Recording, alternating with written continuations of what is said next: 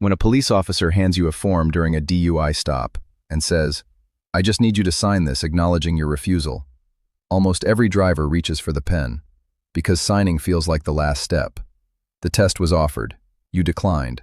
Now there is paperwork. Signing it seems like the thing that closes this out and moves the encounter forward. Here is what almost nobody knows. The field sobriety refusal form is not administrative closure. It is a document that enters the official record of the stop and can be used against you in every proceeding that follows. What you are signing in many cases goes far beyond acknowledging that you declined a test. And the details buried in that form, details most people never read because the officer described it as standard paperwork, can directly support a prosecution built on the very refusal it documents. You declined the test to protect yourself. Then you signed the form that handed them something almost as useful. Today I'm going to show you exactly what is happening legally when that form appears, what refusal acknowledgement forms actually contain and why it matters, how your signature on this specific document is used in DUI proceedings, and the exact process you follow before any pen touches any paper. A process that takes 60 seconds and protects you from agreeing to something you never understood you were agreeing to. Hit subscribe right now because this channel gives you the knowledge that protects you before you are ever in the moment where you need it. Share this with one person before this video ends. Someone who would take that pen without a second thought, because signing seemed like the logical conclusion to a refusal they had already made.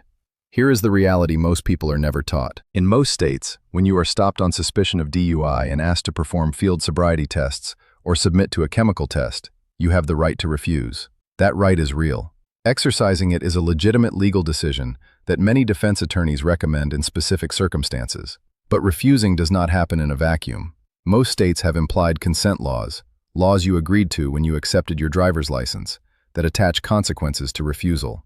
Those consequences typically include automatic license suspension, and in some states the refusal itself can be introduced as evidence at trial.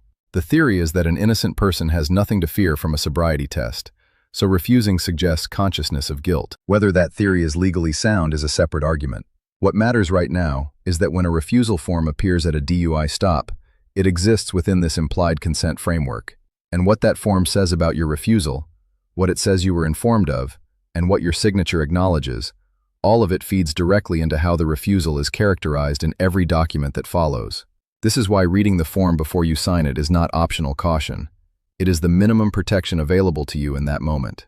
Here is what is commonly found in field sobriety refusal forms that most drivers never read. The first element is the advisement of consequences.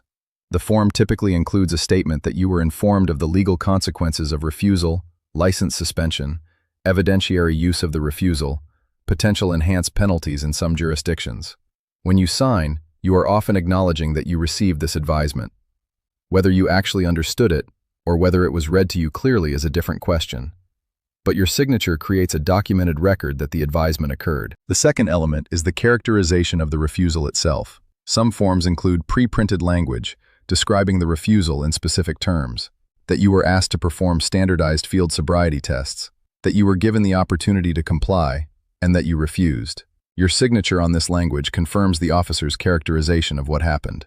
If the form describes the refusal in terms stronger or more absolute than what actually occurred, if you hesitated, asked questions, or expressed willingness to take a different type of test, your signature on the pre-printed description creates a record that may not match the nuance of what actually happened. The third element is the implied consent acknowledgement.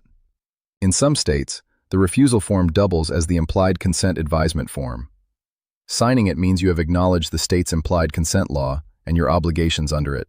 This acknowledgement can affect the administrative license suspension process and how the refusal is treated in subsequent proceedings. None of these elements are necessarily visible to someone who glances at the form and signs at the bottom, because the officer said, "Just sign here, acknowledging your refusal." Here is what the bad way looks like. Officer at a DUI stop asks the driver to perform field sobriety tests. Driver declines. Officer produces a form, says this just documents that you refused. Sign at the bottom.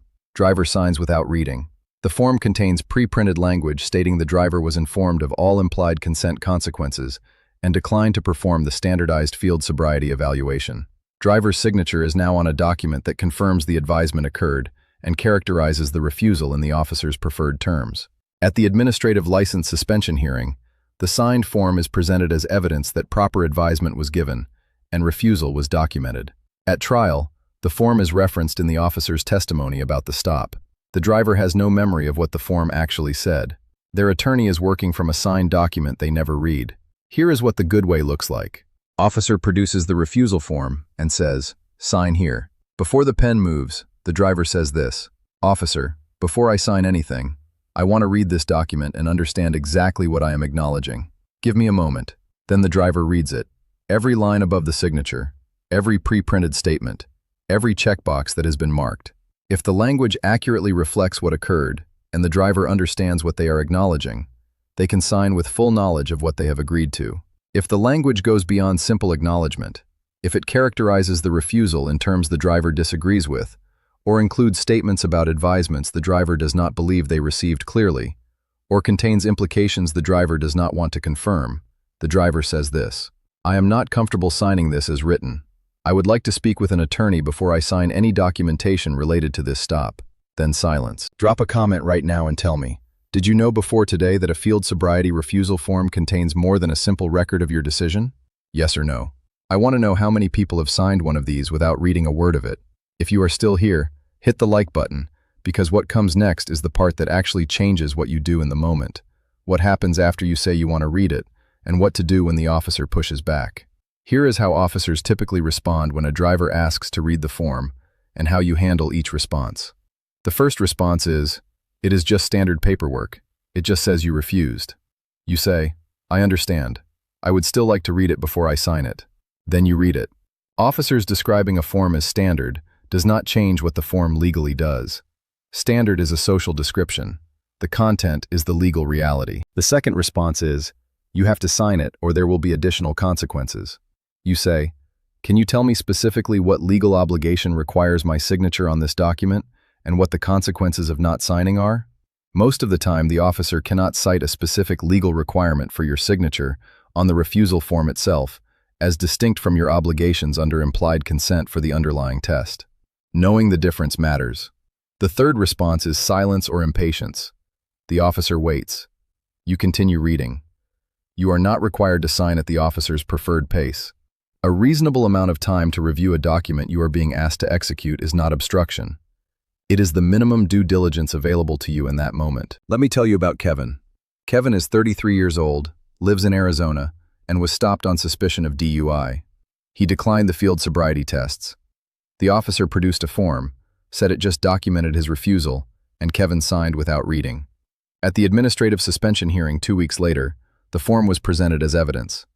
It contained pre-printed language stating Kevin had been fully advised of all implied consent consequences before refusing.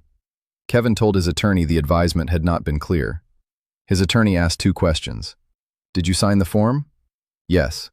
"Did you read it first?" "No." The signed form directly contradicted Kevin's account of the advisement. His attorney told him that reading the form before signing would have revealed the pre-printed language immediately, giving them the opportunity to object before it entered the record with Kevin's name on it. Kevin now reads every word before the pen moves. After this video, so do you. 2 legal foundations make everything in this video exact. Implied consent laws establish that accepting a driver's license means consenting to sobriety testing when lawfully requested. Refusal carries administrative consequences, typically license suspension. The refusal form exists within this framework, which is exactly why its language matters and your signature on it is not a neutral act. Schneckloth versus Bustamante from 1973 established that consent and acknowledgement must be voluntary and informed. A signature on a document you have not read is difficult to characterize as informed. Reading before signing and objecting to language you disagree with before it enters the record is the exercise of the informed decision-making that voluntary acknowledgement requires. Here is the complete recap. A field sobriety refusal form is not administrative closure. It is a document that enters the official record and can be used in license suspension hearings, at trial, and in any proceeding that follows. It commonly contains advisement acknowledgments, characterizations of the refusal, and implied consent language, none of which is visible to someone who signs at the bottom without reading. Before any pen touches any refusal form, you say, "I want to read this before I sign it." Then you read every line. If the language accurately reflects what occurred and you understand what you are acknowledging, you can sign. If the language goes beyond what you are comfortable confirming, you say, "I am not comfortable signing this as written. I would like to speak with an attorney before I sign any documentation related to this stop. If the officer describes the form as standard or implies signing as mandatory, you ask what specific legal obligation requires your signature on the refusal acknowledgement form itself. You take a reasonable amount of time to review what you are being asked to execute. That is not obstruction. That is the minimum protection available to you in that moment. Think about one person in your life right now, someone who has been in a DUI stop and signed whatever the officer put in front of them because signing seemed like the thing that ended it. Share this video with them today. Not later, right now.